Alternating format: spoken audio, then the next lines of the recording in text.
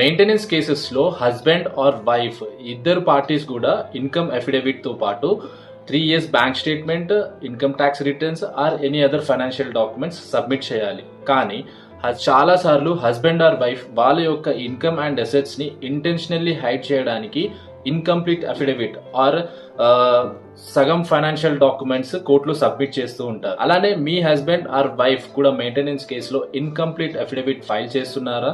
అయితే మీరు ఒక అప్లికేషన్ కోర్టులో ఫైల్ చేయాలి. ఏమని అంటే, కోర్టుని రిక్వెస్ట్ చేస్తూ opposite party husband or wife ని complete income affidavit and financial documents ఏమున్నా కూడా అవన్నీ కోర్టులో ఫర్నిష్ చేయమనండి అని చెప్పేసి మీరు కోర్టుని రిక్వెస్ట్ చేయాలి. అప్పుడే కోర్టు కూడా మీ ఇద్దరి ఇన్కమ్ అండ్ అసెట్స్ ని వెరిఫై చేసి మెయింటెనెన్స్ కేసులో ఎంత మెయింటెనెన్స్ ఇవ్వాలో అని చెప్పేసి కరెక్ట్ గా అడ్జుడికేట్ చేస్తుంది.